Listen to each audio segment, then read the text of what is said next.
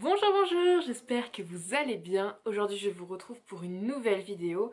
Et tout d'abord, même si pour moi ce n'est pas encore le cas, quand vous allez regarder cette vidéo ça sera le cas, donc je vous souhaite une très bonne année 2021. Je ne vais pas m'appesantir sur le sujet puisqu'il y a un an j'avais sauté la même chose. Et voilà. Donc comme vous avez pu comprendre dans les titres, on va rebondir justement sur cette fameuse année 2020 qui risque de malheureusement rester dans les annales. Mais on va pas spécialement parler de livres aujourd'hui. Honnêtement, je sais pas comment j'ai tourné le titre. Je sais pas, vraiment.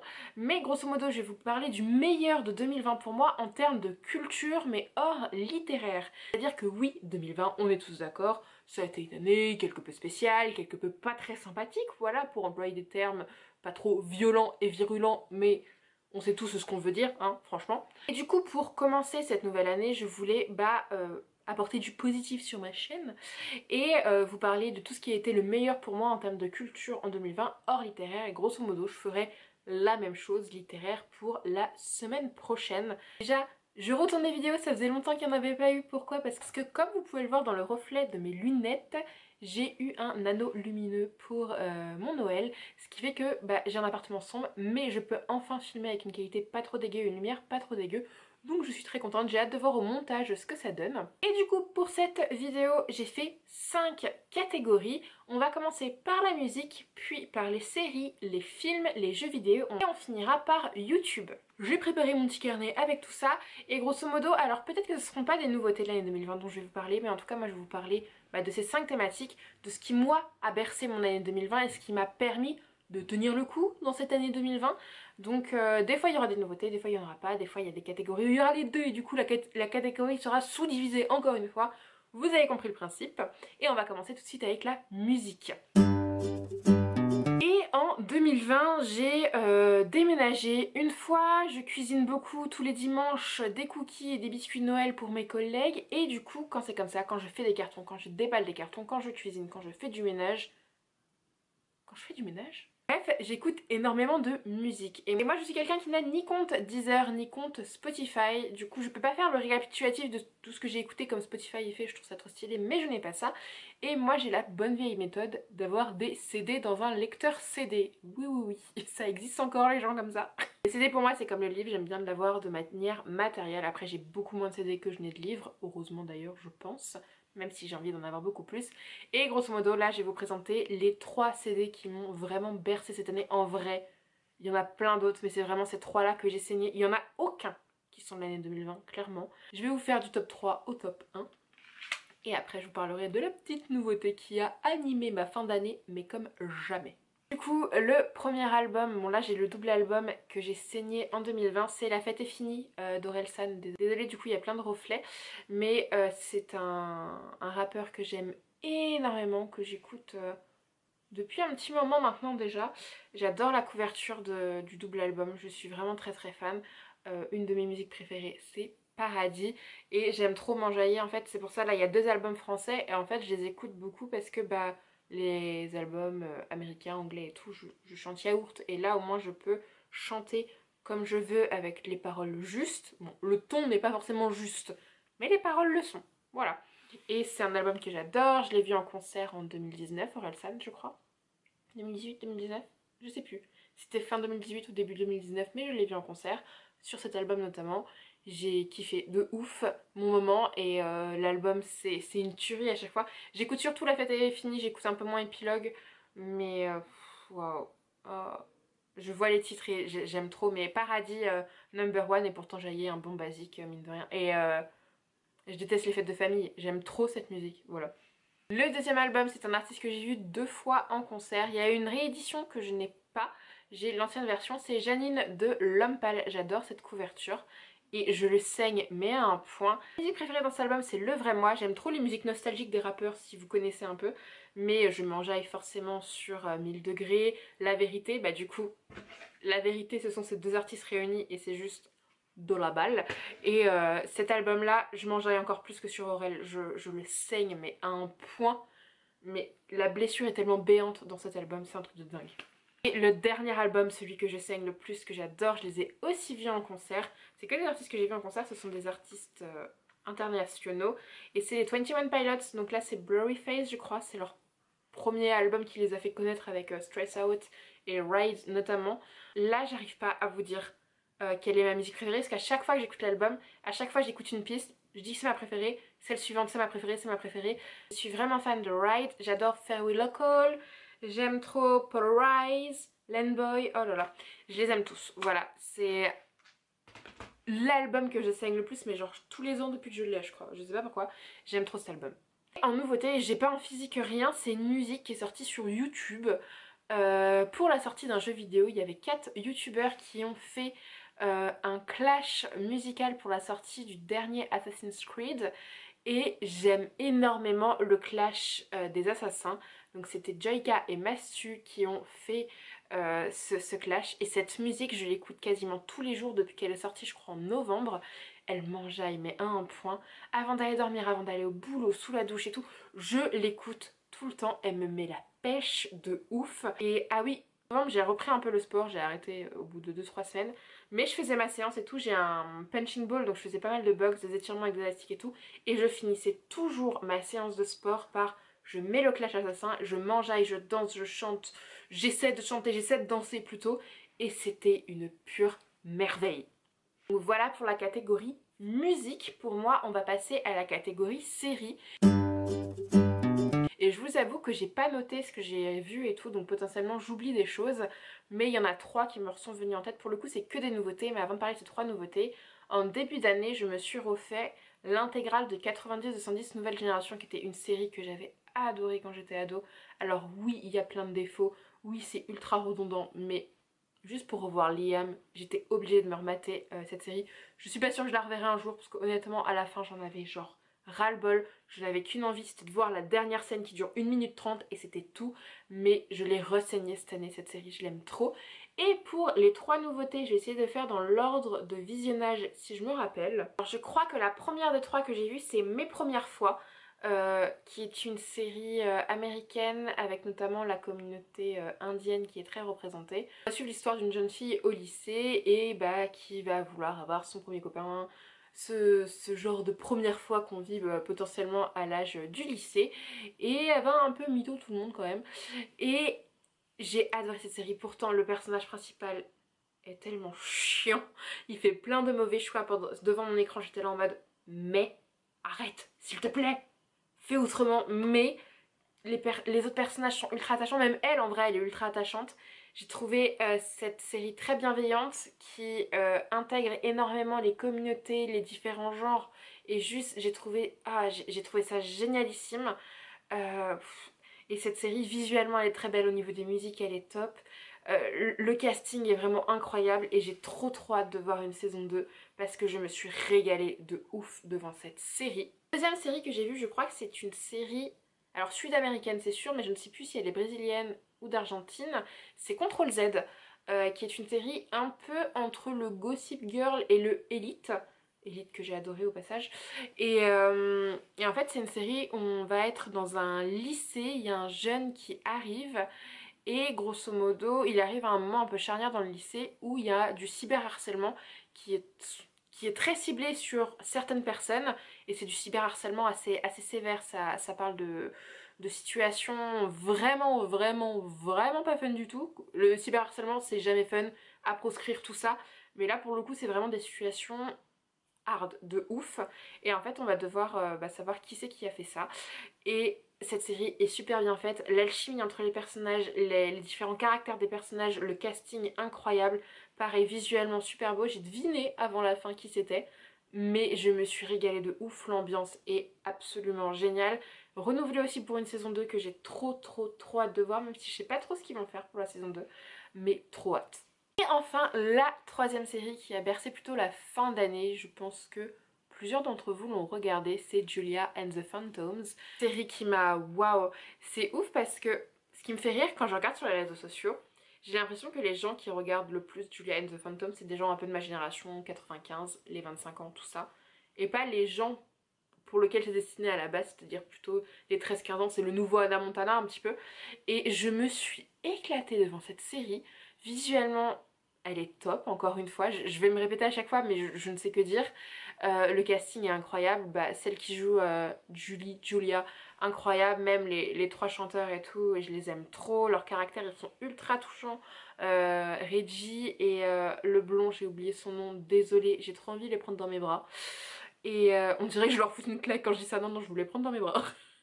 Et les musiques, mais s'il vous plaît, les musiques, elles sont absolument génialissimes.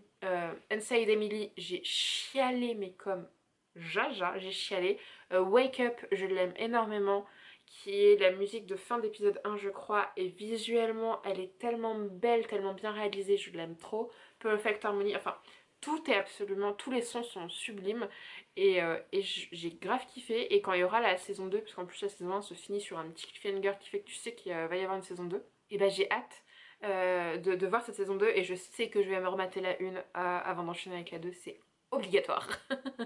Et là juste nous sommes le 28 ou 29 quand je tourne, nous sommes le 29 quand je tourne et oui c'est pas encore la bonne année pour moi, et j'ai commencé avant-hier la chronique de Bridgerton et pour l'instant j'aime beaucoup, notamment le duc, voilà. Et c'est le moment de passer au film. Alors on va parler notamment de films sortis au cinéma parce que oui, en 2020 j'ai quand même eu l'occasion d'aller au cinéma, je ne sais pas comment c'est possible, mais j'ai réussi et je crois que j'y suis allée que 3 fois et ça tombe bien, c'est 3 films que j'ai adorés et c'est les 3 dont je vais vous parler. Et en tout cas je vais pas trop vous faire un résumé parce que bah, je me rappelle pas de ouf et j'arriverai pas trop à les résumer, surtout un. Mais du coup j'ai vu au cinéma Les Enfants du Temps, qui est un animé japonais qui est du même réalisateur que Your Name, à savoir que Your Name, j'ai lu les mangas, je n'ai pas vu l'animé et je n'ai pas lu le roman, et Les Enfants du Temps je n'ai pas lu les mangas mais j'ai vu l'animé, voilà. Je l'ai vu en VO, heureusement, parce que j'ai l'impression que dans les animés, je regarde très peu d'animés, mais que les voix sont un peu niaises en version française, donc je suis contente de l'avoir vu en VO et je l'ai trouvé absolument incroyable. Je pourrais pas vous le résumer, je vous laisse aller chercher un résumé sur internet parce que ça fait tellement longtemps que je l'ai vu que je me rappelle surtout mon impression des images et tout, mais le corps de l'histoire je saurais très très mal vous le retranscrire pour être honnête. Et visuellement il est très très très beau. Moi je me suis pas du tout ennuyée, pourtant c'est la première fois que je regardais du VO japonais et j'avais peur de pas tenir le coup. J'y suis allée un dimanche au Gaumont Parnasse, il faisait super beau, c'était en début d'année et je suis ressortie mais j'avais le soleil dans le cœur, tellement j'ai kiffé de ouf et c'était incroyable. En deuxième film, et ça c'était genre je crois une semaine ou deux avant le confinement, j'ai été voir ce qui était le dernier Pixar à l'époque, sauf que maintenant il y a Soul qui est sorti sur Disney+. Donc j'ai été voir En Avant, que j'ai adoré aussi. Je m'attendais pas à grand chose, la bande-annonce j'avais bien aimé mais elle m'avait pas de ouf hypé. Et en fait, eh ben, j'ai kiffé. C'est sûr, bah il y a une quête avec deux frères et c'est juste plein de beaux sentiments. Les couleurs, comme dans tous les Pixar, sont absolument sublimes. La quête est très très belle. J'aime beaucoup, bah, dans les Disney, dans les Pixar, il y a une lecture plus enfantine et une lecture plus adulte. Et j'ai kiffé de ouf. C'est très très beau, c'est plein de beaux sentiments. Et waouh, le final. Et ce qui est drôle, c'est que je travaille dans un espace culturel Leclerc actuellement et que c'est le film qui passe à la télé depuis des mois. Et du coup, de temps en temps, je regarde la scène et je souris comme une débile parce que j'adore ce film. Voilà, tout simplement. Et en dernier, c'est celui dont je vous ai teasé un petit peu tout à l'heure, si vous avez compris, celui qui est irrésumable. Ben, on va parler de Tenet, de Christopher Nolan, que j'ai vu cet été. J'adore Christopher Nolan, c'est mon réalisateur préféré. J'adore les Dark Knight, notamment Interstellar. Inception que j'ai toujours pas compris. Et Tenet est un peu dans le même délire je pense. Je sais que j'ai compris des choses, je sais que j'ai clairement pas tout compris.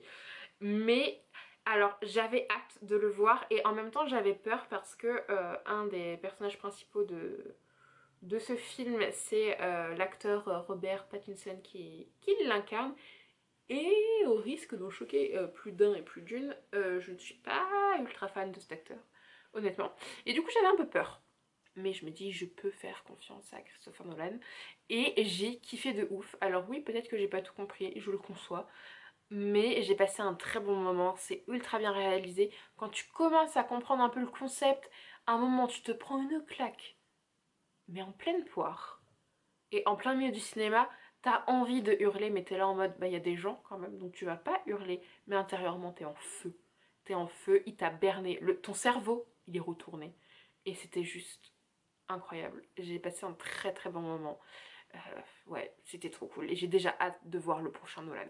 Et un petit plus qui n'était pas au cinéma, mais sur Disney Plus en fin d'année est sorti Clouds, qui est un film qui a été réalisé par Justin Baldoni, qui est Raphaël dans Jane the Virgin. Et en fait, il avait une émission. Alors, je vous explique les explications de ma copine, Lina, qui m'a mise au courant de tout ça, et c'est pour ça que j'ai vu le film, et elle n'a même pas encore osé le regarder. Justin Baldoni est un acteur, mais aussi un réalisateur qui avait fait une émission aux États-Unis. Il suivait un peu les derniers instants d'adolescents, il suivait leur famille. Et notamment, il a suivi dans la réalité l'histoire qui a créé le film Clouds. Et du coup, il est resté très proche avec les proches de ce jeune homme qui est du coup aujourd'hui décédé. Et ils ont fait un film où les proches ont été très proches des acteurs qui les incarnaient. Il y a notamment une actrice que j'aime beaucoup qui est Sabrina Carpenter. Et ce film m'a anéanti. Ça faisait si longtemps que je n'avais pas autant pleuré pour un film. Pour vous dire au niveau de comparaison, les films pour lesquels j'ai le plus pleuré c'est Million Dollar Baby et Hachi. Ce film j'ai autant pleuré que pour ces deux films qui sont iconiques pour moi et chialade à chaque fois que je les vois. Et là c'était waouh, les musiques étaient grave cool, les acteurs jouaient super bien et tout. Mais le final, oh là là, mon petit cœur il s'est brisé. J'étais dans mon fauteuil, dans mon plaid, j'étais pas très jolie à voir, clairement. J'étais une fontaine, mais c'était absolument génial. L'heure de passer aux jeux vidéo. Parce qu'une année où il y a eu 2 confinements, t'es obligé de t'occuper. Et clairement, les jeux vidéo, mais merci d'exister. Alors pour les jeux vidéo, premièrement, je joue à Pokémon. Et du coup, le dernier qui est sorti, c'est Pokémon épée. Moi, j'ai choisi celui-ci. Il y a épée et bouclier. Moi, j'ai pris épée. Je l'ai depuis qu'il est sorti en fin d'année dernière.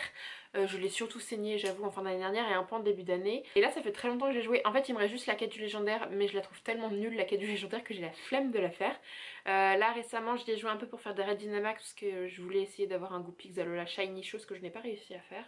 Mais voilà, donc ça, c'est la dernière grande génération des Pokémon. Je vous avoue qu'elle m'a un peu déçue quand même.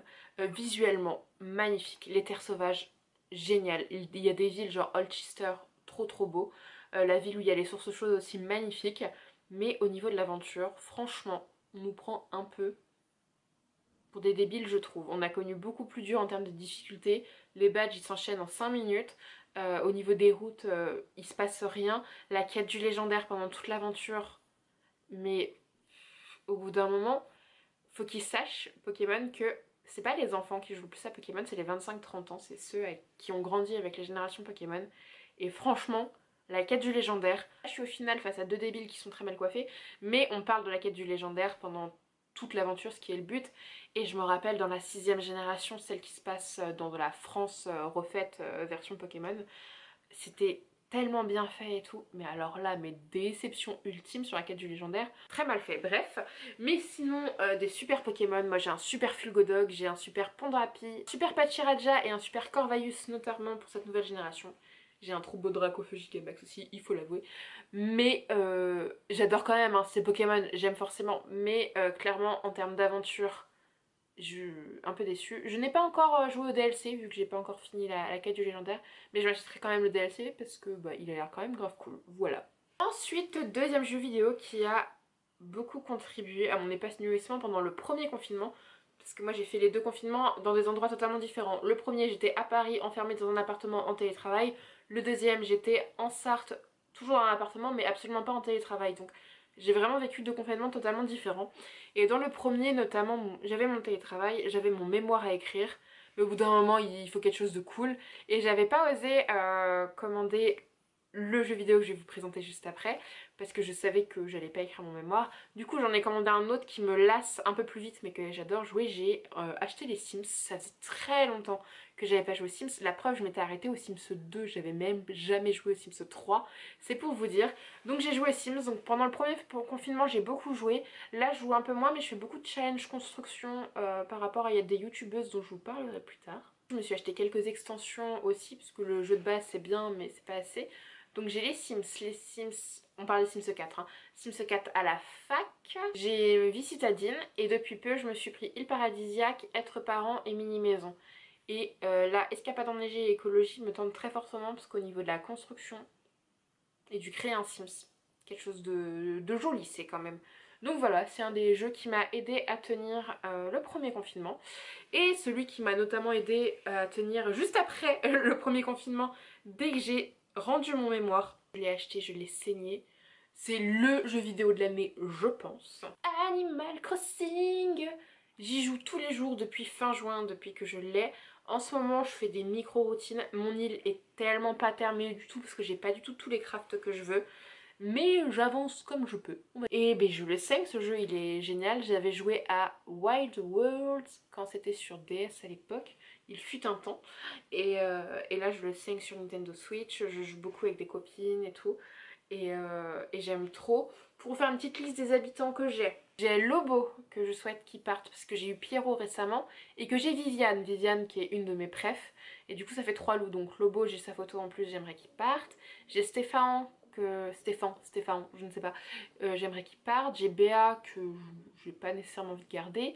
J'ai Laura, j'ai Jeff que je veux qu'il parte, j'ai Mathéo, j'ai Hippie et j'ai Miglou. Voilà pour mes habitants. La plupart je les aime beaucoup, il y en a 2-3 que je veux qu'ils partent, mais voilà. Et mon île elle s'aménage doucement mais sûrement. Et je suis contente. Là j'ai fait les événements de la fête du partage, les événements de Noël, du coup c'est trop cool et j'ai hâte de faire l'événement du réveillon. Et ben on arrive à la dernière catégorie et c'est YouTube.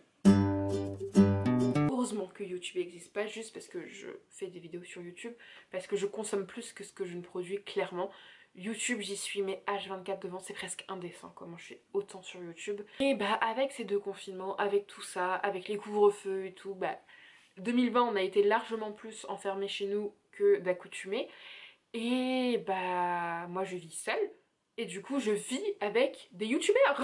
Je rigole, mais c'est vrai que YouTube je consomme énormément. Même là dernièrement pendant presque 2 mois je crois, j'ai même pas regardé une série, j'ai pas ouvert Netflix, rien. J'étais que sur YouTube. Donc je vais vous parler un peu de mes classiques de YouTube que je voyais avant 2020, que je continue de regarder, et les petites nouveautés. Ça va peut-être être la catégorie la plus longue parce que je vais essayer de la subdiviser parce qu'en fait moi je suis quelqu'un qui consomme YouTube pour plein de choses différentes. Je regarde pas juste des youtubeurs livres par exemple. En ce moment d'ailleurs je regarde malheureusement très peu. Je regarde pour beaucoup de sujets des youtubeurs et on va commencer par les youtubeurs Sims vu que c'est un sujet que j'ai abordé juste avant. Je regarde énormément de youtubeurs Sims et comme je vous le disais j'ai fait des challenges par rapport à eux. Alors ma queen de tout c'est Capans. J'adore ce que fait Capans, ses créations, ses let's play. Mais nos années ensemble et de glace et d'os, mais les cinématiques et tout, génial, j'adore, j'adore, j'adore. Et puis elle a une voix d'une douceur, mais cette femme est exceptionnelle. En tout cas c'est l'impression qu'elle donne, je l'adore, voilà, je la connais pas mais je l'adore et j'aime trop son contenu. Là elle est en train de lancer un challenge, malheureusement je n'aurai pas le temps de le faire et je suis dégoûtée. Mais c'est clairement ma youtubeuse Sims préférée. Ensuite on a NS Productions qui est une des queens aussi. Je l'adore, là son let's play Maëlle je l'aime trop. Au niveau des constructions c'est quelque chose de malade. Là j'ai regardé ce matin son triple challenge où le créer un Sims en 5 minutes, lui créer sa maison en 10 ou 15 minutes et la faire tomber enceinte en 15 minutes aussi. Et j'ai beaucoup ri. Pauvre NS, mais vraiment elle fait des constructions de ouf. J'aime trop son contenu, j'aime énormément sa joie de vivre, sa petite intro, sa petite conclue et tout, j'aime trop. J'ai adoré sa vidéo rétrospective de sa chaîne, j'étais mort de rire, j'ai adoré cette vidéo. La troisième youtubeuse, bah on parle de Capans, on parle de NS, on va parler de Belle Peinte que j'aime énormément, notamment pour ses constructions Belle Peinte. Au niveau des constructions, de toute façon je crois qu'elle fait pas de let's play, ou alors peut-être que je me gourre, mais elle fait surtout de la construction. Et ma mamie a ses constructions, mais oh, c'est trop trop beau. J'ai participé à son challenge récemment, je suis pas du tout, mais je suis très novice dans la création de maisons. J'adore, c'est ce que je préfère, mais je suis clairement pas une fille folle de ouf. En plus je suis sur un PC portable, enfin un Mac portable, du coup c'est pas le mieux pour jouer aux Sims, je suis au courant. Et bref, et ses créations à Belle Peinte sont absolument génialissimes. Son rire, le rire de Belle Peinte, je l'aime trop. Il met de bonne humeur direct. Et voilà, j'aime trop cette youtubeuse. Après, j'aime énormément Nana Sims, là, avec son Cette Bambam Challenge, j'aime trop comment elle les a créées, une couleur et tout, trop mignon. J'adore Banana Sims, à peu près le même pseudo, qui fait aussi des créations oufissimes. Anaïs de Jabber the Reader qui a lancé sa chaîne gaming et notamment elle joue aux Sims dessus. Bah, j'adore ce qu'elle fait aussi, normal, c'est Anaïs. Et ouais, ça fait partie de toutes les vidéos Sims que je regarde le plus. Il y a Caro qui est aussi youtubeuse Animal Crossing, donc je vais faire la transition clairement, qui fait Sims et Animal Crossing et j'aime énormément ce qu'elle fait. Je vais essayer de vous mettre le lien de toutes ces chaînes en barre d'infos si j'y pense, si je les retrouve, tout ça, si ça vous intéresse. Du coup, pour le Animal Crossing, je regarde énormément Kibishi, qui fait beaucoup de vidéos, du let's play, des lives, des chasses à l'habitant. Chasse à l'habitant, mais depuis que je joue à Animal Crossing, je regarde quasiment que ça. Je ne fais que ça, j'adore les chasses à l'habitant, je ne sais pas pourquoi. Mais j'aime trop ça, j'aime trop en faire, même si au bout d'un moment c'est très long, mais les regarder c'est hyper satisfaisant. J'aime aussi beaucoup les vidéos de Cohen. J'aime trop ce qu'elle fait, son île est trop bien, elle a une voix trop choupette aussi. Et il y a une autre youtubeuse, j'ai cherché juste avant de tourner la vidéo et je la retrouve pas et je suis dégoûtée. Que j'aime trop aussi, voilà. J'aime une youtubeuse Animal Crossing, vous êtes content de le savoir, je ne suis incapable de dire laquelle c'est. Je vais pas vous parler des youtubeurs lecture parce que déjà vous savez lesquels je regarde et je pense que je vais plutôt les garder pour la vidéo où je vais vous parler que des livres. La même vidéo que là mais pour les livres. Après pour les youtubeurs un peu humour, bah il y a les classiques, le Squeezie, le McFly et Carlito, Amixem, Joyka, Mastu, c'est vraiment ceux que je regarde le plus. Et, euh, et je m'éclate avec eux. Il y a Pierre Cross, Benjamin Verrecchia, Lucas Studio, Camille LV notamment. C'est vraiment les youtubeurs que je regarde le plus. Je rate très peu de leurs vidéos. Pour certains, aucune de leurs vidéos. Et ça me fait un bien fou à chaque fois. Voilà, j'aime trop leurs vidéos. J'aime trop aussi quand ils font des vidéos ensemble. Joyka Masu, ils font des bons duos ensemble. Joyka et Mixem notamment avec leur chaîne Desquêtes et des Zooms qui a pris un tournant qui me fait tellement rire, j'aime trop leur chaîne, voilà. Vraiment des gens que j'adore regarder, bonne humeur et tout, des concepts de ouf. Amixem sur sa chaîne, franchement, là ils ont créé un bunker. J'adore les vidéos, il y a ces trois nouveaux acolytes pour faire les vidéos. Le Wikipédia Challenge là, c'est à mourir de rire. Et j'aime trop. Ils se lancent tous un peu plus ou moins dans la musique et tout. J'aime trop écouter leur son, bah, notamment le Clash Assassin dont je vous parlais. Et c'est vraiment des vidéos bonne humeur. Alors des fois il y a juste des vidéos face cam et tout, réaction qui durent 10 minutes. Et des fois il y a des fit and fun de folie. McFly et Carlito, notamment les YouTube Warriors. Cette année on a eu avec Michou Inoxtag. J'ai kiffé de ouf, c'était trop drôle. Le Méli Milo 3, incroyable. Le McFly et Carlito, le live qu'ils ont fait pendant le premier confinement pour donner aux hôpitaux de Paris. Mais cette vidéo, mais un des plus beaux trucs d'internet de 2020 avec bah, le The Event et tout, mais waouh, trop bien. C'est un peu mes youtubeurs de base que je regardais avant, et puis il y a eu des petites découvertes quand même cette année. Je vais me parler des gros youtubeurs, j'en ai oublié un peu un parce qu'il fait moins de vidéos quand même, c'est Cyprien, mais il y a son live du lundi soir, le 301 vues. Alors je regarde pas le live en direct sur stream, mais je regarde les rediffs la semaine suivante sur YouTube, il fait des compiles de 15-20 minutes. J'adore regarder ça. Avec bah, beaucoup d'invités d'internet notamment, ça me permet de connaître des youtubeurs que je connais pas. Et des petits jeux, des petites questions et tout, j'aime trop. J'ai découvert Lena Situation, qui est un peu la queen de l'année 2020 en termes de YouTube game et d'internet game tout simplement, j'ai l'impression. Je la connaissais déjà de nom. Je regardais pas spécialement et puis depuis cet été avec les vlogs d'Aude et tout je regarde bien la sortie de son bouquin et tout, enfin fin d'année rayonnante. Et Lena Situation de McFly et Carlito, le décor en Lego, cette vidéo est une de mes vidéos préférées de l'année 2020, incroyable, j'aime trop. Ça c'était une de mes grosses découvertes de l'année 2020, une autre qui est sur un format podcast disponible sur YouTube mais avant sur MyCanal maintenant, c'est Un bon moment de Kian Kojandi et Navo. J'aime trop regarder ces podcasts. C'est absolument ouf. Ils font des jeux en plus à chaque fois. Donc c'est des invités bah, d'internet, humoristiques, tout ça. Et bah, ils ont fait un avec McFly et Carlito aussi. À mourir de rire. Ils font des super jeux. Le blind test, le multiple blind test, le Johnny Depp et tout. Enfin trop bien. Je me suis éclatée. Enfin, dès que je regarde une émission, là, bah, il y a celle avec Cyprien et je ne sais plus qui qu'il faut que je regarde. Mais j'aime trop me poser tout dimanche soir, tranquille. J'aime beaucoup regarder ce podcast, mais c'est des vidéos qui durent entre 1h30 et 2h. Donc là, déjà, faut avoir un petit peu plus de temps devant soi. Et enfin, la dernière chaîne dont je voulais vous parler, c'est la chaîne de La Maison. Donc tout à l'heure je vous parlais de Pierre Cross, Benjamin Verrecchia, Camille LV et Lucas Studio. Pendant l'été je crois ils ont créé la chaîne La Maison parce qu'en fait eux c'est tous des youtubeurs qui sont au même endroit qui s'appelle La Maison Grise en région parisienne je crois. Et ils ont lancé la chaîne de La Maison. En fait ils font des petits vlogs de 10-20 minutes où il n'y a pas de cut, rien. Le montage c'est tu fais la vidéo, tu l'uploads, basta. Et j'aime trop déjà, dès qu'ils l'ont créé j'ai adoré leur chaîne, mais merci à eux d'avoir créé cette chaîne et de l'avoir si bien entretenue pendant le deuxième confinement. Ils se sont tous confinés ensemble, donc les 4 personnes dont je vous ai parlé, plus Fred et Guillaume qui sont youtubeurs, pas youtubeurs, enfin qui sont tout le temps dans leurs vidéos, et 2 monteurs à eux, enfin un monteur et une monteuse à eux.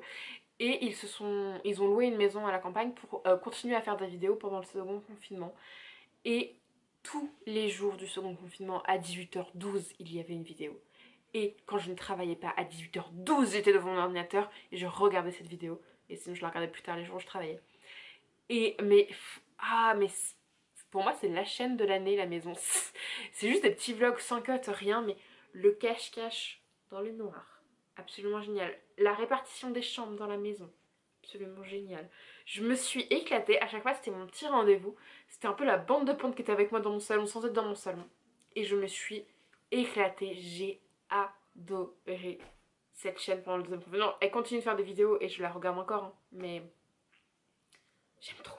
Voilà pour moi le meilleur de 2020 en termes de culture hors littéraire, on va dire ça comme ça. Grâce à tout ce que je vous ai cité, que j'ai quand même passé une bonne année 2020 malgré tout ce qui s'est passé. J'espère avoir des mêmes coups de cœur pour 2021, enfin d'autres, les mêmes, d'autres, amplifier tout ça. Et j'ai trop hâte de découvrir de nouvelles choses, nouveaux jeux vidéo, nouvelles musiques, nouveaux films, tout ça, nouvelle chaîne YouTube peut-être. Et voilà, cette vidéo, je voulais vous envoyer plein de positifs dans votre face en vous parlant de tout ce que moi m'a fait du bien en 2020. Ce que je vous disais la semaine prochaine, je vous réserve grosso modo la même chose, mais en termes de littéraire seulement, de lecture, tout ça. J'ai déjà quelques petits idées en tête. Bah, je vous remercie si vous avez vu cette vidéo, si vous êtes revenus, parce que je sais que j'étais absente quelques semaines. Je vous remercie d'être toujours là. Je vous souhaite une excellente année 2021. Qu'elle soit à la hauteur de vos attentes, je l'espère. Et j'espère que vous avez aimé cette vidéo. N'hésitez pas à partager en commentaire vous, vos coups de cœur 2020 dans les thématiques que j'ai citées ou dans d'autres thématiques si ça vous arrange. Et sur ce, je vous fais plein de bisous et je vous dis à la semaine prochaine pour une nouvelle vidéo.